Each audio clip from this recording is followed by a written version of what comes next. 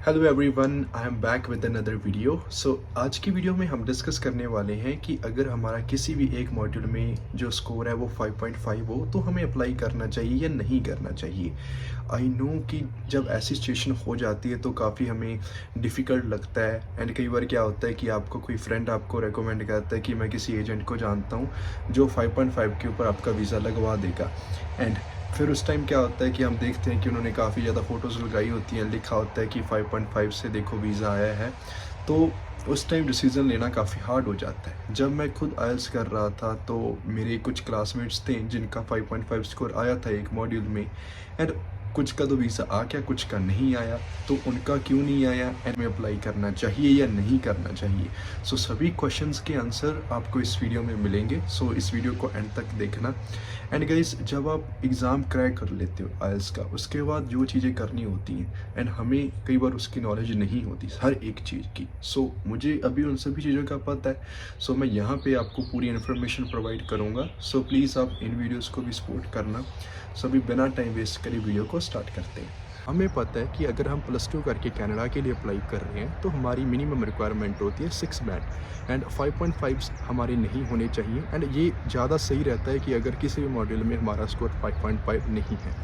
Second situation क्या होती है कि आप डिग्री करके आ रहे हो तो आपका 6.5 ओवरऑल होना चाहिए, not less than 6 in any module. तो ये रिक्वायरमेंट्स हमें कंप्लीट करनी होती है। मैं +2 के बाद आया था कनाडा, 2019 में मेरी +2 थी। तो फिर उसके बाद मैंने जनवरी इनटेक के लिए अप्लाई कर दिया था एंड मैंने अपनी रिक्वायरमेंट आसानी से कंप्लीट कर ली थी। मैंने भी मैंने वीज़ा रिजेक्ट हुए देखे हैं, वो क्यों, वही सभी चीज़ें मैं आपके साथ डिस्कस करता हूँ। कनाडा अप्लाई करने के लिए सिर्फ आइल्स की ही रिक्वायरमेंट नहीं होती। आपका कॉलेज, आपका कोर्स, आपकी एसओपी का मतलब होता है स्टेटमेंट ऑफ पर्पस। ये भी काफ़ी मैटर करती है। अगर आप सभी चीज़ों को अच्छे से रीड करें, इसकी जो टर्म्स एंड कंडीशंस हैं एंड आप अपनी फ़ाइल अप्लाई करो, हो सकता है कि आपकी रिफ्यूज़न ना आए एंड ये चांसेस हो जाते हैं कि हमारी रिफ्यूज़न नहीं आती। किसी भी एजेंट के पास जाओगे वो ट्राई करेगा कि आपकी जो फ़ाइल है उसको लगाए, क्योंकि वो उस पर्सन का बिज़नेस है, उससे वो अर्न कर रहा है। वो नहीं चाहता कि कोई स्टूडेंट उसके पास जाए।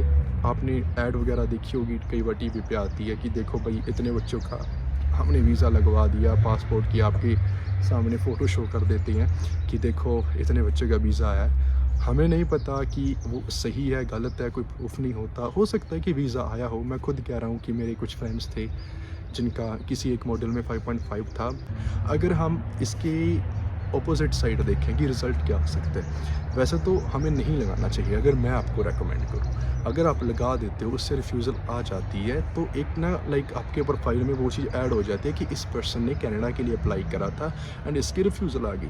सेकंड टाइम आप अप्लाई करते हो, फिर भी आप एग्ज़ाम देते हो ना, तो जब आप दोबारा एग्ज़ाम देने जाते हो तो ना फिर आपको काफ़ी टेंशन हो जाती है। एक तो रिफ्यूज़ल की कि भाई एक बार मेरी रिफ्यूज़ल आ गई, अगर मेरा वीज़ा ना आया तो मैं क्या करूँगा। एंड ऊपर से जो भी आपका कॉन्फिडेंस होता है आइल्स एग्ज़ाम के लिए, वो बिल्कुल ख़त्म हो जाता है। क्योंकि जब आप स्ट्रेस में होते हो ना, कोई भी चीज़ आप नहीं प्रिपेयर करते अच्छे से, तो अगर आप वैसे एग्ज़ाम देते बिना वीज़ा लगाए तब तो आप आसानी से निकाल सकते थे।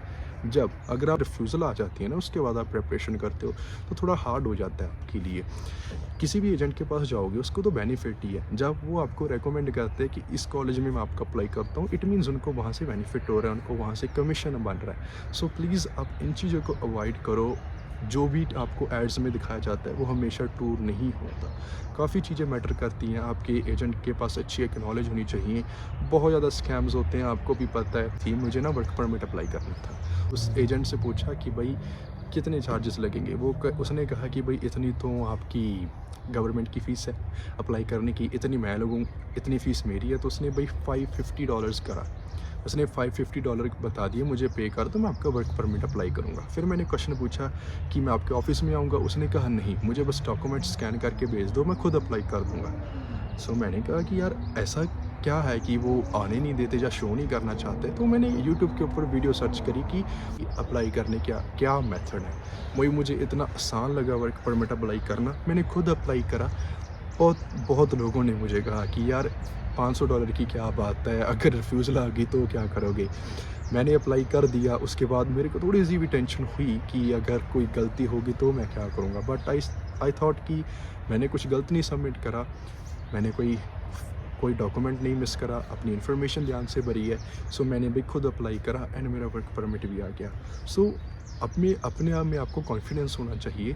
जब हमें पता है कि हमारी वो रिक्वायरमेंट नहीं कंप्लीट, वहाँ पे 50-50 चांसेस होती हैं। एक आपको एग्जांपल देता हूँ, किसी जॉब के लिए आप अप्लाई करने जा रहे हो, वहाँ पे ना 5 रिक्वायरमेंट्स हैं। एक कैंडिडेट ने तो पाँचों रिक्वायरमेंट्स कंप्लीट करी हैं, एक कैंडिडेट की 4 रिक्वायरमेंट्स कंप्लीट है। सो चांसेस किसके हो गए? जिसकी रिक्वायरमेंट्स कंप्लीट है, राइट। एंड हमें पता होता है कि जब हमारी एक आधी रिक्वायरमेंट नहीं कंप्लीट की, यार ऐसा हो सकता है, उसके चांसेस बढ़ जाते हैं। तो अवॉइड करो, बिकॉज़ मुझे पता है कि किसी का मन नहीं करता जब एक बार आप एग्ज़ाम दे देते हो आप दोबारा दो। बट अगर आपका रिफ्यूज़ल आ जाता है, एक तो आपके पैसे ख़राब होते हैं, है ना? आप इतनी फ़ीस पहले पे करते हो, फिर वीज़ा के लिए अप्लाई करते हो, एजेंट की फ़ीस होती है, फिर आप एग्ज़ाम देते हो। सो किस चीज़ में हमारा ज़्यादा खर्च आएगा? अगर आप पहले ही दोबारा एग्ज़ाम देकर रिक्वायरमेंट कंप्लीट कर लो, तो ना ही आपकी रिफ्यूज़ल आएगी, ना ही आपका इतना खर्च आएगा। सो हमें ना कई बार समझ नहीं होती, हमें कोई कई बार गाइड करने वाला नहीं होता। तो मैं यही आपको रेकमेंड करूँगा कि आप अपनी रिक्वायरमेंट कंप्लीट करें। आपको कई बार कहते रहते हैं कि भाई अभी रूल्स चेंज हो चुके हैं, अभी इतने की रिक्वायरमेंट है। कोई ऐसी कोई अपडेट नहीं। अगर आपने किसी भी अपडेट का पता करना है, आप गूगल के ऊपर जो CIC की वेबसाइट है वहाँ पे जाओ, वहाँ पे देखो। अगर वहाँ पे मेंशन करा है, इट मीन्स वो ट्रू है। बाकी जो भी वीडियोस वगैरह आती रहती हैं उसके ऊपर मत यकीन करो, वो ट्रू नहीं होती। वो मुझे लग रहा है कि बारिश स्टार्ट होने वाली है, आप भी शायद आपको सुन रहा होगा। तो कोई भी क्वेश्चन हुआ आप मेरे से पूछ सकते हो। एंड नेक्स्ट वीडियो मैं इसी के ऊपर बनाऊंगा कि आपने कैसे मेक श्योर करना है कि आपके रिफ्यूज़ल ना आए। So thanks for watching this video guys, have a wonderful day.